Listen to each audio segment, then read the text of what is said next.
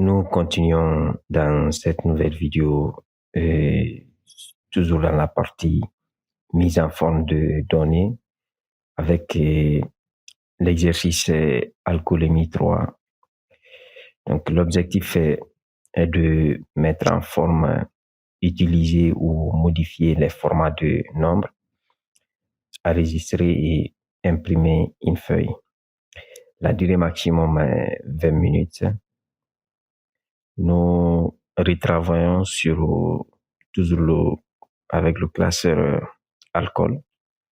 Vous le retrouverez dans la partie 5, exercice 19, alcool 3. Et vous l'ouvrez et nous avons ici les différentes consignes. Nous avons la mise en forme des données ici. Nous devons reproduire cette mise en forme qui est présentée ici par l'auteur. Pour cela, nous allons d'abord réaliser les consignes précisées ici. On demande de créer un format de norme spécifique. Et là, nous avons un chemin qui n'est pas forcément identique selon la version de Excel. Donc, en gros, il faut faire ce format il faut savoir que par défaut, ce format n'est pas disponible dans Excel. Donc, vous remarquerez ici que le millilitre est ajouté au niveau de la quantité et pour l'alcool ici encore, ainsi de suite. Pour le poids aussi, là, il faut personnaliser Excel pour qu'on puisse ajouter cela. Et d'où on parle de format personnalisé ici. Et voyons comment faire cela. D'abord, on va cibler les cellules concernées. Donc, nous avons les cellules sur la partie quantité, le volume consommé, l'alcool et tout ici. Donc, on peut d'abord essayer de cibler ces cellules. Nous les sélectionnons. Donc, volume quoi. Toujours rappelez-vous pour sélectionner plusieurs places des cellules qui ne sont pas côte à côte. Vous maintenez la touche contrôle. Donc, je sélectionne cette place, je maintiens la touche contrôle. Je sélectionne cette autre place. Ensuite, toujours, je maintiens la touche contrôle. Je sélectionne cette autre place. Encore une fois, je maintiens la touche contrôle. Je sélectionne cette dernière place. Là, après la sélection, vous faites un clic droit sur une partie sélectionnée. Donc, n'importe quelle place parmi celles-ci. Donc, je peux, par exemple, faire clic droit ici. Là, vous avez l'option format de cellules. Donc, vous cliquez sur format de cellules. Vous prenez la catégorie personnalisée ici. Maintenant, nous nous référons de ce qui est indiqué ici. Dans ce qui concerne millilitres, nous devons avoir ce format 0 entre griffe espace millilitres. Donc, c'est ce que nous allons chercher ici. Vous voyez, il y a des formats. Ça, c'est le format par défaut. Le format standard, c'est ce qui est affiché ici. Nous prenons d'abord 0. Ensuite, nous personnalisons ce format. Donc, venez au niveau de type ici. Vous ouvrez les griffes selon votre clavier. Donc, ça va être la touche 3. Voilà la touche 3. Bon, vous appuyez 2 fois pour avoir les 2 griffes. Faites espace. Et là, vous mettez ml pour millilitres. Ensuite, vous refermez les griffes. Là, normalement, si nous validons, nous devons... Excel ne parvient pas à utiliser le format de norme que vous avez adapté. OK. Nous allons essayer de... je pense qu'il y a ajouté plus de griffes qu'il n'en faut. Donc, il faut vérifier que vous avez juste deux griffes. Donc, on va essayer de reprendre. J'ajoute les 2 griffes. S'il faut, nous allons ajouter juste un seul griffe. Donc, griffe espace ml pour millilitre, griffe. nous allons revoir ça. Donc, je prends le format 0. Je mets griffe, espace, ML. Je referme. Voilà, là, vous pouvez aussi visualiser le résultat ici. Normalement, si vous avez ce résultat, vous pouvez valider. Voilà. Donc, il faut identifier la bonne touche qui permet d'ajouter les griffes pour qu'enfin vous puissiez ajouter. Donc, on va essayer d'annuler à nouveau. Je fais clic droit. Nous allons reprendre format de cellule. On appuie personnaliser. Ensuite, vous sélectionnez le 0 qui est là. Donc là, ça dépend de votre clavier, hein, vraiment. Donc, chez moi ici, ça doit être 3. Dans la touche 3, je mets griffe, juste un seul, là, ça suffit. Vous faites espace, ML. Ensuite, encore une fois, vous appuyez une fois sur la touche 3. Surtout, vous visualisez le résultat ici. Normalement, si vous avez ce résultat, vous pouvez valider sans problème et ça vous permet donc d'ajouter le format. Vous voyez maintenant ici, c'est indiqué personnalisé. Donc, nous venons d'ajouter un nouveau format. C'est ce qui était indiqué ici et vous pouvez vérifier cela. Maintenant, la suite, c'est le format en kilogrammes ici. Cette fois-ci, c'est, on va dire, la forme décimale pour le poids. En fait, idem, on va cibler les cellules concernées. Là, je ne vois qu'une seule cellule qui est celle-là. Donc, nous sélectionnons juste la cellule concernée. Nous faisons clic droit, format de cellule, personnalisé. Cette fois-ci, nous prenons cette forme décimale ici. Et la même chose, j'appuie sur 3 pour ouvrir le griffe, espace, kilogramme. Je referme et vous avez aussi le résultat qui est visible ici. Donc, je valide. Il y a 85,00 kg, c'est ça. Là, c'est ce qui était indiqué ici.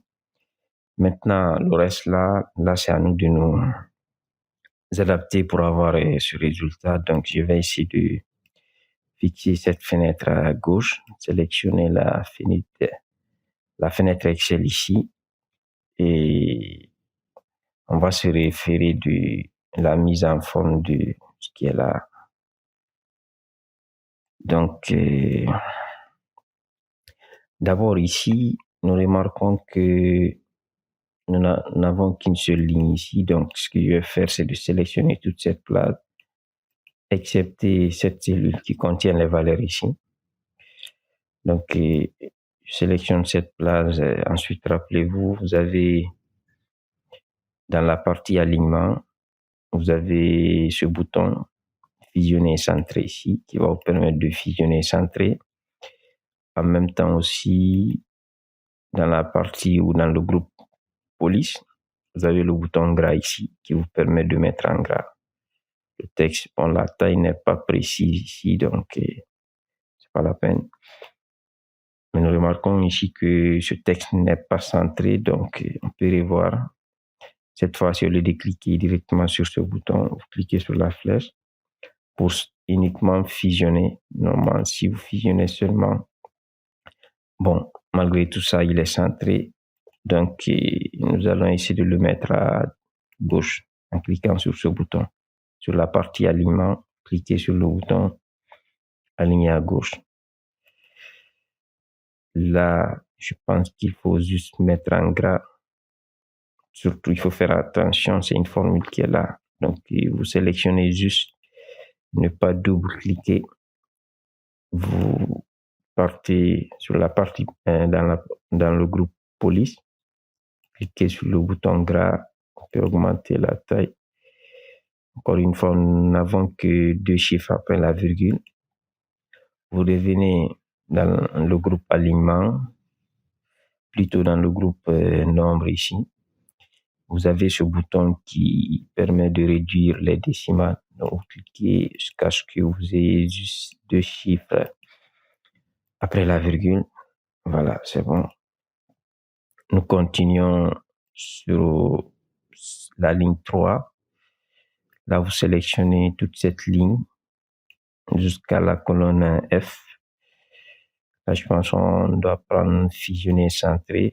Donc, dans le groupe alignement, vous avez ce bouton fusionner centré ici. Et vous mettez en gras. Voilà. Ensuite, on essaie juste de nous approcher de la mise en forme de l'auteur, pas exactement avoir la même chose. Et ici, bon, nous pouvons en même temps mettre les bordures ici. Donc, je sélectionne. Vous avez ce bouton ici qui permet de choisir le type de bordure. Donc là, nous prenons juste bordure extérieure. Voilà. Il y a aussi les bordures extérieures épaisses. Donc, je peux prendre bordure extérieure épaisse ici. Ensuite, vous avez le poids encore ici. Là aussi, nous pouvons juste fusionner jusqu'ici, jusqu'à la colonne E. Donc, bon, nous fusionnons juste s'il n'est pas centré. Donc là, vous cliquez sur la flèche, vous prenez fusionner pour ne pas centrer. Et nous prenons la ligne suivante, la ligne 5.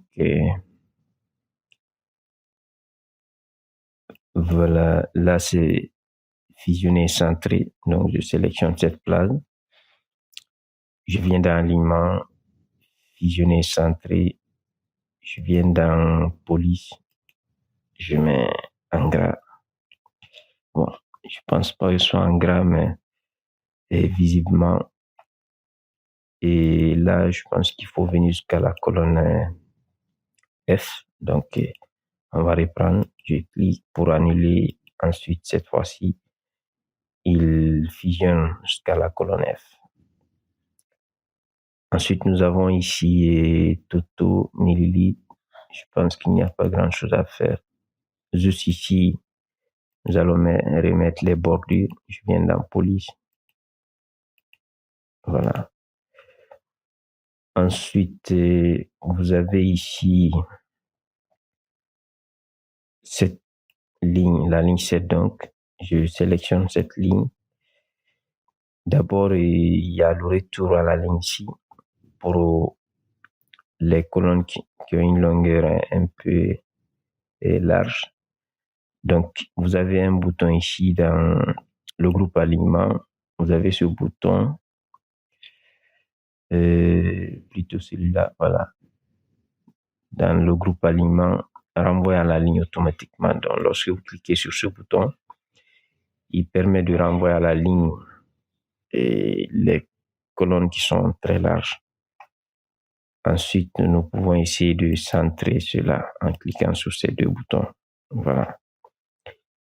Et maintenant, nous pouvons aussi ajouter les bordures. Cette fois-ci, je vais faire clic droit ici. Je viens dans format de cellule et je prends la partie bordure. Là, je peux mettre toutes les bordures, donc extérieures et aussi intérieures. Je valide. Ensuite, je vais sélectionner la dernière place ici.